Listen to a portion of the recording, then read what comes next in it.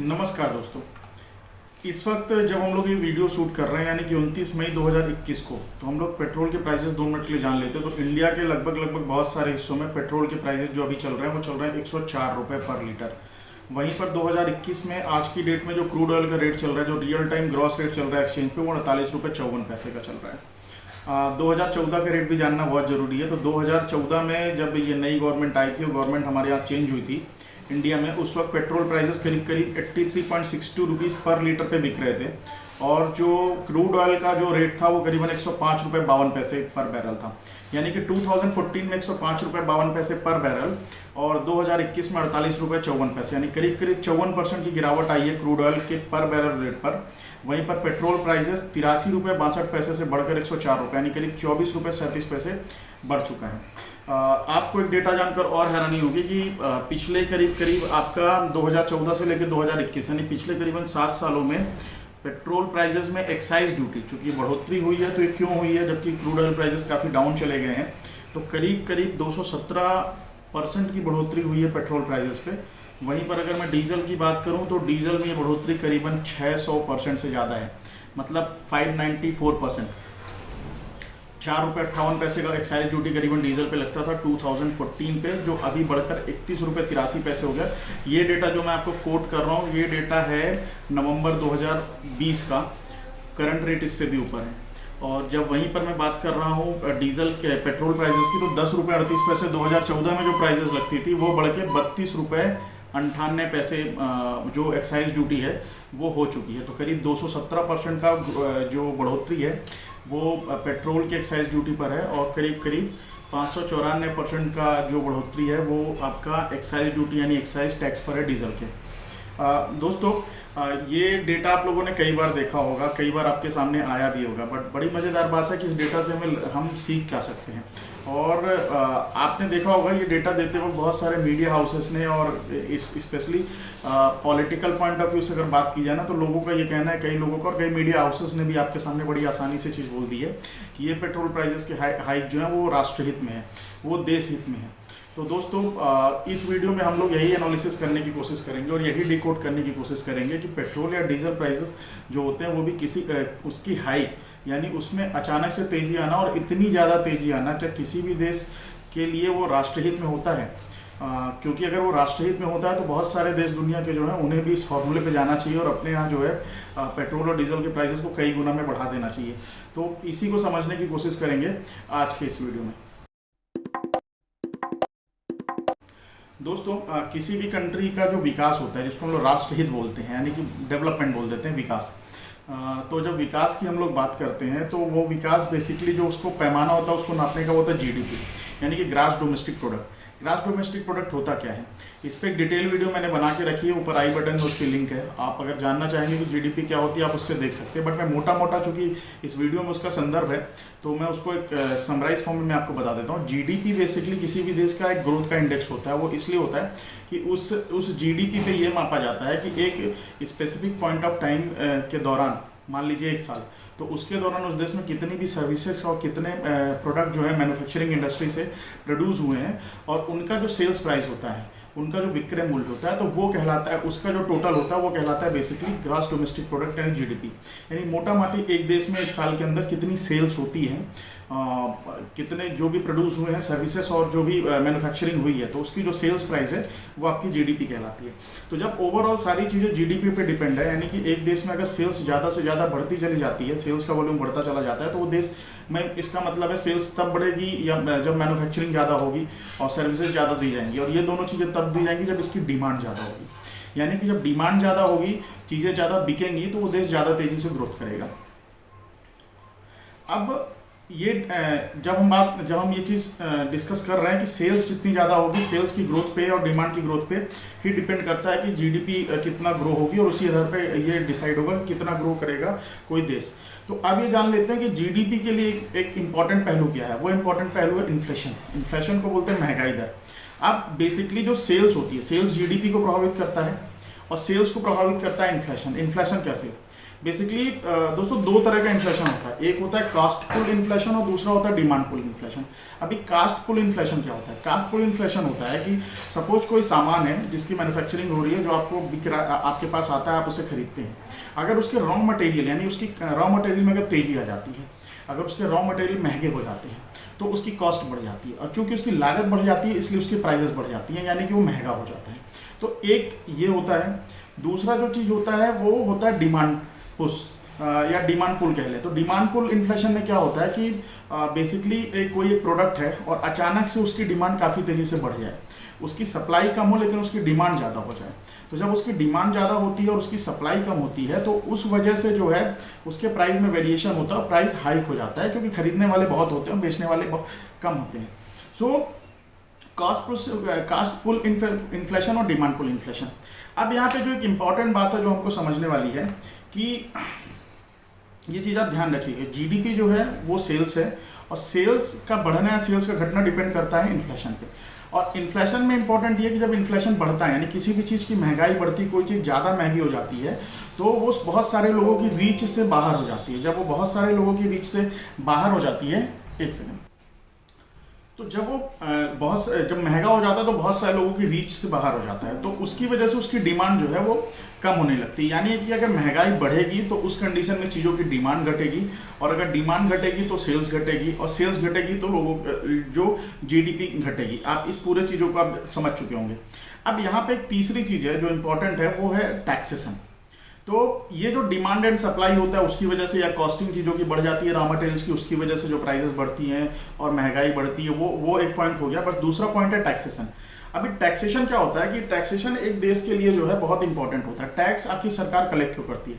Tax इसलिए collect करती है कि बेसिकली डायरेक्ट इनडायरेक्ट दो तरह का टैक्स होता है। उस टैक्स के माध्यम से उस देश की पब्लिक जो भी मैन्युफैक्चरिंग प्रोडक्ट की होती है, जो भी सर्विसेज प्रोड्यूस होती हैं, तो जब उसका उपभोग करती है, वो प्रोडक्ट खरीदती है या कोई सर्विसेज जो है वो किसी फर्म से लेती है, तो उसके ऊपर एक तो टैक्स लगता है। दूसरा, अगर कोई चीज़ मैन्युफैक्चरिंग हुई है तो उसके ऊपर टैक्स लगता है। और तीसरा, जब व्यक्ति कुछ कमाते हैं तो उसके ऊपर इनकम जो कमाते हैं उसके ऊपर एक टैक्स लगता है। बेसिकली सरकारें टैक्स को कलेक्ट करती हैं। ये टैक्सेस किसी भी सरकार के लिए बहुत जरूरी होता है। वो इस टैक्स को इसलिए कलेक्ट करती हैं ताकि उस पेमेंट के माध्यम से वो देश में बहुत सारे डेवलपमेंट के काम चला सकें। वो डेवलपमेंट के काम कैसे होते हैं? वो होते हैं इंफ्रास्ट्रक्चर को डेवलपमेंट करने के लिए, सड़क, पानी, बिजली, स्वास्थ्य सेवाएं, शिक्षा, ये सारी चीज़ों की व्यवस्था बनाना, ये सब चीज़ें गवर्नमेंट को करना होता है। इसके अलावा उस देश कंट्री में जो लोग गरीबी रेखा के नीचे हैं उनको ऊपर लेकर आना, तो उनके वेलफेयर की बहुत सारी स्कीम होती हैं। तो ये सारी चीज़ों को चलाने के लिए सरकार को टैक्स की ज़रूरत होती है। ये एक पॉइंट हो गया टैक्स कलेक्ट करने का। अब इस टैक्स का जो उपयोग है, इस टैक्सेशन का जो उपयोग है, सरकार एक दो ऑब्जेक्टिव और होते हैं उनको, जिसको अचीव करने के लिए करती है। वो ऐसे कि बहुत सारी चीज़ें ऐसी होती हैं जो लोगों की हेल्थ के लिए बहुत नुकसानदायक होती हैं, या बहुत सारी चीज़ें ऐसी होती हैं कि जिसकी वजह से लोग खरीदते जरूर हैं जानते हुए कि बहुत नुकसानदायक है, ठीक है, लेकिन उनकी सेहत पे उसका बुरा प्रभाव पड़ता है। तो सरकारें ऐसी चीज़ों पे टैक्सेस बहुत ज़्यादा लगाती हैं, जैसे सिगरेट हो गया, शराब हो गया। इसलिए इन पे ज़्यादा टैक्सेस होता है ताकि सरकार को एक रेवेन्यू की ज़रूरत होती है, रेवेन्यू का बहुत बड़ा सोर्स होता है। बट जब ये चीज़ें हद से ज़्यादा, चूँकि इसमें टैक्सेशन ज़्यादा होता है और चीज़ें काफ़ी महंगी होती है, तो लोग इसका कंजप्शन बहुत कंपेरेटिवली कम करते हैं। और दूसरी बात है, बहुत सारे लोग इसकी रीच से ये बाहर हो जाता है, तो उसको कंट्रोल करने के लिए। और कई बार बहुत सारी चीज़ें एक देश के अंदर बनती नहीं है, तो उसको विदेशों से इंपोर्ट करना पड़ता है। विदेशों से जब हम कोई चीज़ इंपोर्ट करते हैं तो दो तीन तरह की वो चीज़ें होती हैं। पहली चीज़ वो होती है कि भाई जिसपे जो बहुत नेसेसिटी है, जो इस देश के लिए ज़रूरी है, आपके यहाँ भले प्रोड्यूस नहीं हो रही है, आपको विदेशों से मंगाना पड़ेगा, बट वो नेसेसिटी है तो आपको उसको इंपोर्ट करना ही करना पड़ेगा। कुछ चीज़ें ऐसी भी होती है जो लग्जरी में आती है, विलासिता में आती है, मतलब लोगों के जीने के लिए और डेवलपमेंट के लिए उतनी खास ज़रूरी नहीं होती, लेकिन लोगों की लाइफ को ईजी करने के लिए एक विलासिता के आधार पर, लग्जरी के आधार पर, आप समझते होंगे, उनके लिए ज़रूरी होती है। तो सरकार उन लग्जरी की चीज़ों में भी टैक्सेशन बहुत ज़्यादा टैक्स बढ़ा के रखती है, ताकि चूंकि विदेशों से इंपोर्ट हो रहा है तो उसके अगेंस्ट में देश से बाहर डॉलर जाता है, देश को खर्च करना पड़ता है, चूंकि विदेश में वो चीज़ें होती नहीं है, बनती नहीं है या पैदा नहीं होती, तो उन चीज़ों के इंपोर्ट में टैक्स ज़्यादा लगाती है ताकि कम से कम डॉलर बाहर जाए, और जो बहुत ही ज़्यादा रिच हैं वही जाके उस चीज़ को खरीदें, ताकि अननेसेसरी जो है उसकी डिमांड अननेसेसरी क्रिएट ना हो, चूँकि वो कोई प्रोडक्टिव यूज में आती नहीं है। लेकिन दूसरी चीज़ है जो कि हमें किसी भी हालत में इंपोर्ट करनी पड़ती है, ऐसी वो चीज़ें होती हैं जो देश के डेवलपमेंट के लिए ज़रूरी हैं। पेट्रोल और डीजल उसमें आता है। सो पेट्रोल एंड डीजल उन चीज़ों में आता है कि जिसपे जो देश के लिए बहुत ही इंपॉर्टेंट है, क्योंकि अगर आपको फैक्ट्री चलानी है, अगर आपको अपने क्या कहते हैं रक्षा उपकरण चलाने हैं, अगर आपको अपनी गाड़ियाँ चलानी है, ट्रांसपोर्टेशन इंडस्ट्रीज़ को चलाना है, इन सब चीज़ों के लिए जो है पेट्रोलियम बहुत ज़्यादा ज़रूरी होता है। तो ये देश की नेसेसिटी है। आप चाह के भी अगर इनको इम्पोर्ट नहीं करेंगे, अपने देश में जितना पैदा हो रहा है उससे ज़्यादा डिमांड है, उसकी डिमांड को आप सप्रेस करने की कोशिश करेंगे तो उसको डिमांड को सप्रेस करने का मतलब उसको सप्रेस किया नहीं जा सकता, क्योंकि अगर उसकी डिमांड बढ़ रही है इसका मतलब है कि उस देश में मैन्युफैक्चरिंग बहुत अच्छी हो रही है, उस देश में कंज्यूमर डिमांड बहुत तेज़ी से बढ़ रही है, लोग गाड़ियाँ खरीद रहे हैं, उसमें अगर यूज कर रहे हैं तो इसका मतलब ये हो गया कि वो ज़्यादा ट्रैवल कर रहे हैं तो बहुत उस ट्रैवल के दौरान जो है बहुत सारी इंडस्ट्री होती है, जैसे ढाबे वाले हो गए, खाने का हो गया, और ट्रैवल के दौरान होटल इंडस्ट्री हो गई, बहुत सारी इंडस्ट्री होती है, उनकी भी ग्रोथ होती है। तो कंज्यूमर्स जो है वो गाड़ियों में पेट्रोल को इस्तेमाल करते हैं, या ट्रांसपोर्टेशन में जो इस्तेमाल होता है, उसके अलावा जो है क्या कहते हैं इंडस्ट्री जो चलती है उसके लिए ज़रूरी होता है। सो अगर उसकी डिमांड बढ़ रही है इस प्रोडक्ट की, तो इसका मतलब है कि कहीं ना कहीं उस देश में चीज़ों की डिमांड बढ़ रही है, उसकी सेल्स बढ़ रही है, और आगे चल के वो जीडीपी ग्रोथ करेगा, वो देश का डेवलपमेंट होगा। तो ये भले में विदेशों से इंपोर्ट करनी पड़ रही है, बट इसकी अगर डिमांड बढ़ रही है तो एक तरीके से ये कहा जाएगा कि वो देश ग्रोथ कर रहा है, तो इसकी डिमांड को आप सप्रेस नहीं कर सकते। तो बेसिकली मैंने आपको जीडीपी बताया, इन्फ्लेशन बताया, फिर हमने टैक्स के बारे में चर्चा की कि टैक्स क्यों किसी कंट्री में कलेक्ट किया जाता है, और टैक्स से 2-3 ऑब्जेक्टिव हैं कि पहला तो डेवलपमेंट करना, दूसरा ऑब्जेक्टिव हो गया कि भाई जो हार्मफुल चीज़ें हैं उनका कम कंजप्शन किया जाए, इसलिए उसको महंगा रखा जाता है। उसके अलावा लग्जरी चीज़ों को अगर इम्पोर्ट हो रहा है तो उसको महंगा करा जाता है ताकि कम से कम इम्पोर्ट हो, और उसके अलावा ये 2-3 चीज़ें हो गई। अब यहाँ पे प्रॉब्लम ये है कि इंडिया में जो पेट्रोलियम प्रोडक्ट है, स्पेशली डीजल और पेट्रोल, तो उसमें होता ये है कि ये हमको ज़्यादा से जो एक बड़ी मात्रा जो होती है, एक मैक्सिमम मात्रा हमको इंपोर्ट करनी पड़ती है विदेशों से, लेकिन ये नेसेसिटी है। अब नेसेसिटी होने की वजह से चूँकि ये चीज़ अगर हम इंपोर्ट नहीं करेंगे तो कहीं ना कहीं देश की ग्रोथ में एडवर्स इम्पैक्ट पड़ेगा। मगर आज की डेट में अगर बात की जाए तो आज की डेट में 2014 से अगर कंपेयर करूं और आज की डेट में कंपेयर करूं, तो जैसे वीडियो की शुरुआत में मैंने आपको बताया था कि पेट्रोल प्राइसेस में करीबन 217% एक्साइज ड्यूटी बढ़ा दी गई है। एक्साइज ड्यूटी यानी कि एक्साइज टैक्स। उसके बाद अगर बोला जाए तो डीजल में करीब आपका 594% की ग्रोथ हो चुकी। तो बेसिकली जब मैंने आपको बताया कि करीब जो इस परसेंटेज में काफ़ी हायर परसेंटेज में टैक्सेशन को बढ़ा दिया गया है, जिसकी वजह से क्रूड ऑयल की प्राइसेज जो 105 रुपये हुआ करती थी वहाँ से घट के आज 48 रुपये 50 रुपये के नीचे भी ट्रेड कर रही हैं। और उसके बावजूद जो हमारे पेट्रोल जो प्राइजेज है उसमें 24-25% की ग्रोथ आ चुकी है, बढ़ा दिया गया है।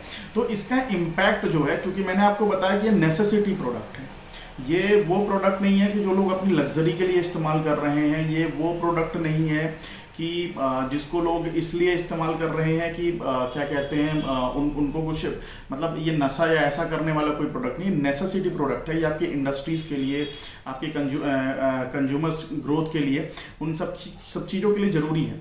अब इसको महंगा कर देने से होता क्या है कि आपकी ट्रांसपोर्टेशन कॉस्ट अचानक से बढ़ जाती है, आपकी इंडस्ट्रियल कॉस्ट अचानक से बढ़ जाती है।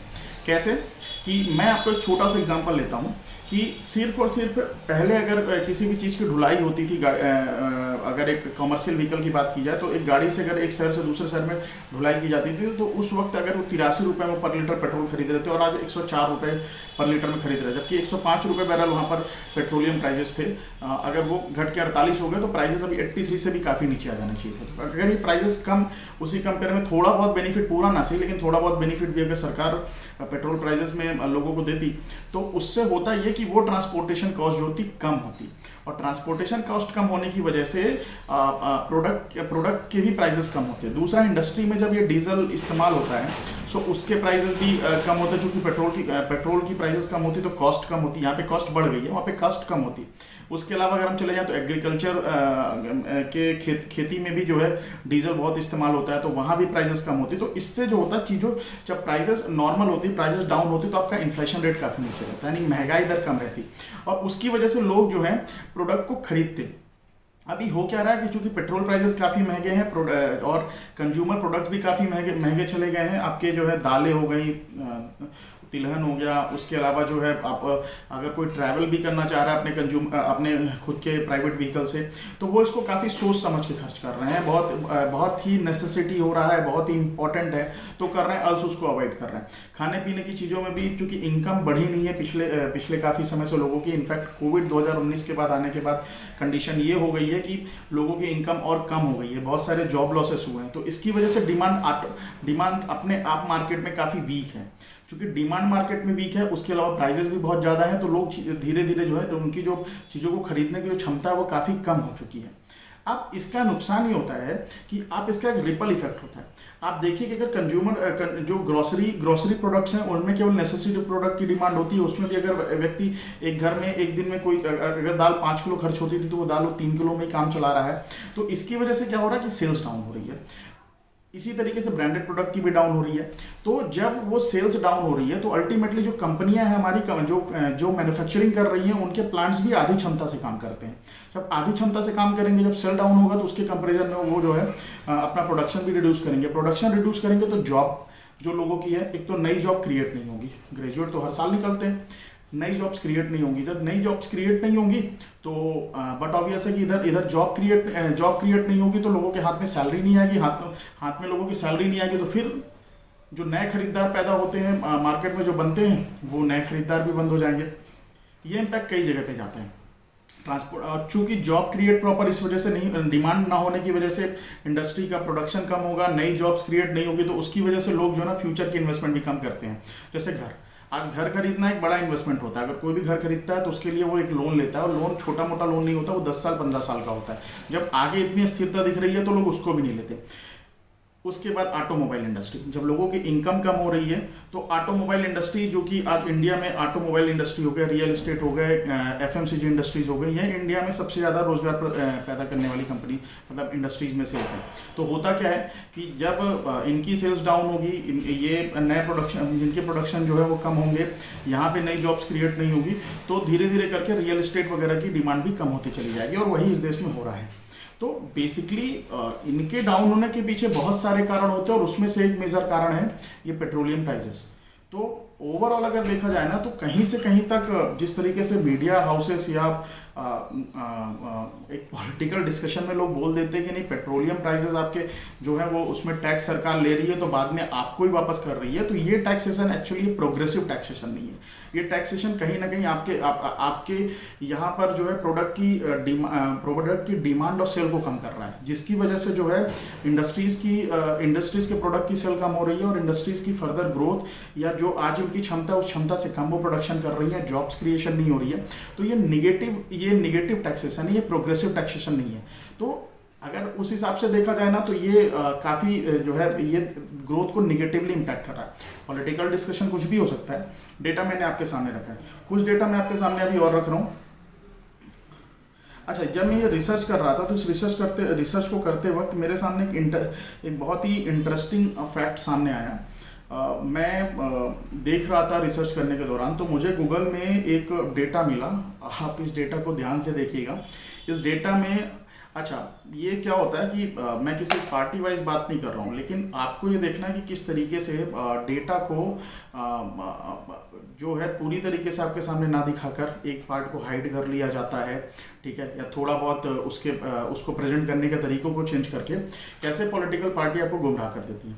ये डेटा जो आपके सामने प्रेजेंट है, ये मुझे कहीं पर गूगल सर्च के दौरान दिखा, शायद फेसबुक में किसी ने शेयर किया था। अब इसमें ये दिया हुआ है कि आप इसको ध्यान से देखिएगा। इसमें नीचे लिखा हुआ है कि petrol prices is same for the year of 2012 and 2013 and 2017 and 2018, यानी कि 2012, 2013 और 2017 और 2018 दोनों में पेट्रोल प्राइसेस सेम थे, ठीक है।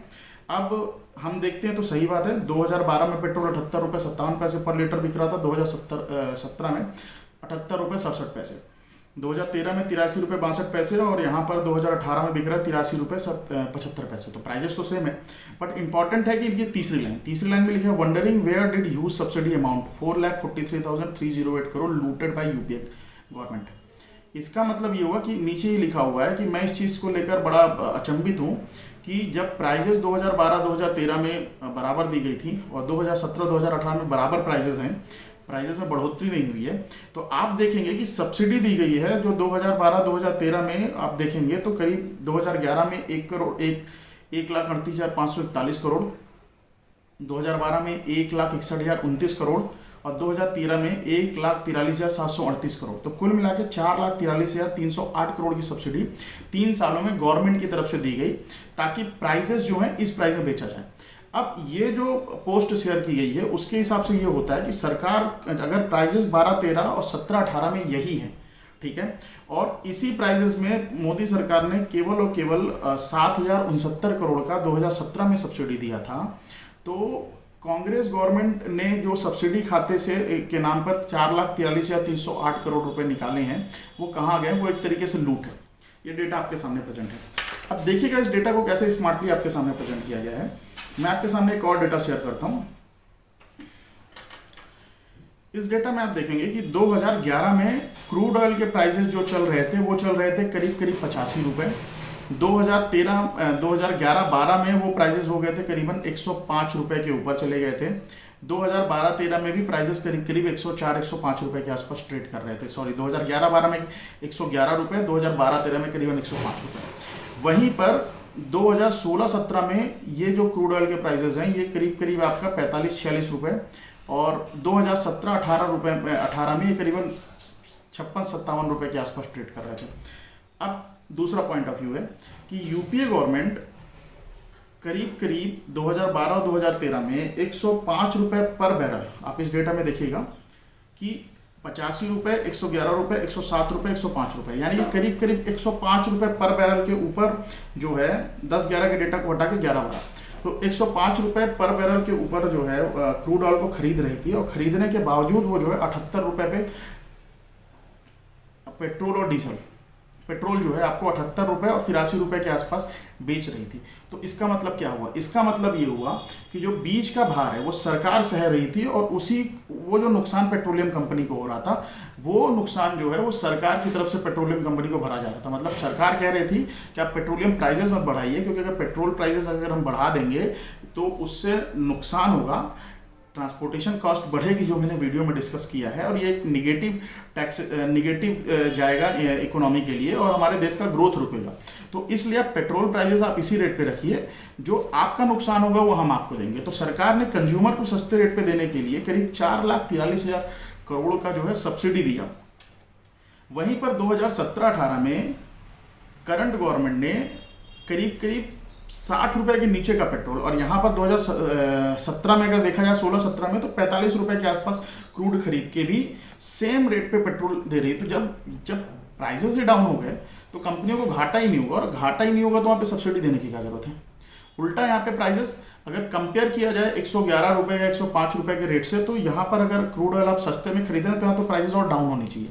तो मैं आपको ये बताने की कोशिश कर रहा हूँ कि किस तरीके से डेटा में एक पार्ट को छुपाकर और दूसरे पार्ट को दिखाकर कैसे गुमराह कर दिया जाता है लोगों को। मैं किसी एक गवर्नमेंट का फेवर नहीं ले रहा हूँ, मैं तो सिर्फ डेटा के आधार पर बात कर रहा हूँ कि ये तो बता दिया गया कि पिछली सरकार ने 4,43,000 करोड़ की सब्सिडी जो है वो सब्सिडी के रूप में पैसा निकाला है, और जबकि प्राइजेस सेम थी जिस प्राइस में अभी करंट गवर्नमेंट दे रही है, और कोई भी सब्सिडी जो है गवर्नमेंट के खाते से नहीं निकाली गई सब्सिडी के रूप में अमाउंट। लेकिन उन्होंने ये नहीं बताया है कि उस दौरान जो है क्रूड ऑयल के प्राइसेस 111 रुपये ट्रेड कर रहे थे, 105 रुपये ट्रेड कर रहे थे, बावजूद जो है 78 रुपये और 83 रुपये में बेचा गया, और इस समय जो है क्रूड ऑयल के प्राइसेस आधे से भी कम हो चुके हैं। एक डेटा मैं आपके सामने और प्रेजेंट कर रहा हूँ। 2013-14 में ये जो डेटा है उस डेटा में आप देखेंगे तो करीब करीब 88,600 करोड़ रुपए जो है ग्रॉस रेवेन्यू पेट्रोलियम प्रोडक्ट से सरकार अर्न करती थी। 2013-14 का डेटा है, जो 2013 से 2014-15 में बढ़ के 1,05,000 करोड़, उसके बाद 1,85,000 करोड़, और एज ऑफ टुडे 2018-19 में डेटा 2,57,850 करोड़ का है। मतलब कि 2014 में सरकार जो है को इसमें जो अर्निंग हो रही थी वो 88,600 करोड़ की हो रही थी पेट्रोलियम प्रोडक्ट से, जो कि उससे ज़्यादा की सब्सिडी सरकार दे रही थी उस पर, ताकि पेट्रोल के प्राइसेस बहुत हाई ना हो, ताकि निगेटिव इम्पैक्ट ना जाए इकोनॉमी में। वहीं पर आज की सरकार जो है पेट्रोल प्राइसेस की, चूंकि काफ़ी पेट्रोल प्राइसेस भी बढ़ा दिए और क्रूड ऑयल की उनको कॉस्टिंग भी काफ़ी कम हो गई है। तो 2018-19 में 2,57,850 करोड़, मैंने 2018-19 तक का डेटा लिया है, 19-20 और 20-21 इसलिए नहीं लिया है कि उसमें इस तरीके से प्रचारित कर दिया जाता है कि कोविड आ गया था और कोविड आने की वजह से भी सरकार के खर्चे बढ़े हैं, इस वजह से सरकार को कमाना पड़ रहा है। तो आपके सामने 18-19 तक, हालांकि करंट का अगर डेटा देखा जाए तो 3,60,000 करोड़ का जो है एक्साइज ड्यूटी से सरकार अर्न कर रही है आज की डेट में। इसीलिए मैंने 18-19 का देखा जब देश में सिचुएशन नॉर्मल थी, कोविड नहीं था। सो उस दौरान भी सरकार जो है करीब 2,57,850 करोड़ रुपए एक्साइज ड्यूटी के तौर पर पेट्रोल और डीजल के प्रोडक्ट से कमा रही थी। सो दोस्तों, ये रही ओवरऑल आपके सामने एनालिसिस। मैंने आपके सामने डेटा रखा है, ये जितने भी डेटा आपके साथ शेयर किए मैंने, इन सब की लिंक डिस्क्रिप्शन बॉक्स में, तो आप जाके इसको वेरीफाई कर सकते हैं इन डेटास को कि ये डेटा बिल्कुल एक्यूरेट है। तो जिस तरीके से आपके सामने डेटा रखा जाता है कि पेट्रोल की प्राइसेस बढ़ रही हैं तो टैक्स सरकार के पास जा रहा है और लौट के आपके पास ही आ रहा है, और उससे बिजली, पानी और इन सब चीज़ों का जो है वो आपके लिए व्यवस्था करती है सड़कों का। तो आप उनसे पूछिएगा कि अगली बार आपके सामने अगर ऐसा कोई डेटा रखा जाए कि ये काम पहले भी होते थे जब पेट्रोल के प्राइसेस कम थे। और दूसरी बात है कि पेट्रोल के प्राइसेस बढ़ने से देश में क्या कहते हैं, देश के लिए कहीं से कहीं तक वो हितकर नहीं होता, वो देश के लिए निगेटिव इम्पैक्ट ही करता है। मैं ये नहीं कहता कि जितना क्रूड ऑयल के प्राइसेस बिल्कुल डाउन हो गए तो आप पूरा का पूरा आप उसको उसी लेवल पे ले जाके आप पेट्रोल को इंडिया में 35 रुपये 40 रुपये में बेच दीजिए, जैसा कि गवर्नमेंट पहले क्या कहते हैं लोगों के सामने दावा करती थी कि हम 35 रुपये पे बेचेंगे। मैं ये नहीं कहता उतना डाउन कर दें, क्योंकि हर देश की अपनी प्रायोरिटी होती है। आज पेट्रोल प्राइसेस कम है, कल पेट्रोल प्राइसेस ज़्यादा होंगे। सो आज क्रूड ऑयल प्राइसेस कम है, कल क्रूड ऑयल प्राइसेस फिर से बढ़ जाएंगे।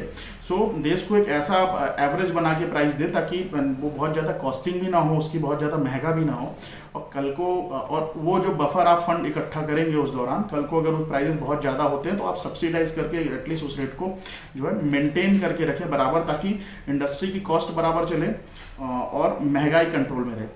लास्ट में आपको डेटा शेयर कर देता हूँ। एज ऑफ टुडे महंगाई दर, होलसेल प्राइस इंडेक्स जो है वो 10% से ज़्यादा हो चुका है। इस पर हम लोग किसी और दिन बात करेंगे। उम्मीद करता हूँ ये विश्लेषण आपको बहुत ज़्यादा आंखें खोल देने वाला होगा, आपको काफ़ी कुछ इन्फॉर्मेशन इसमें मिली होगी। सो पॉलिटिकल जो डिस्कशंस होते हैं वो सेपरेट होते हैं, सच्चाई कुछ और होती है। और आजकल तो पॉलिटिशियंस आके बोलने भी लगे हैं कि जो वोट लेने के लिए कुछ और बोलते हैं और उसके बाद आके बोलते हैं अरे नहीं वो तो पॉलिटिकल क्या कहते हैं स्टेटमेंट था। तो यानी कि वो खुद बोल रहे हैं कि पॉलिटिकल स्टेटमेंट में आप हमारे भरोसा मत करिए। Thank you.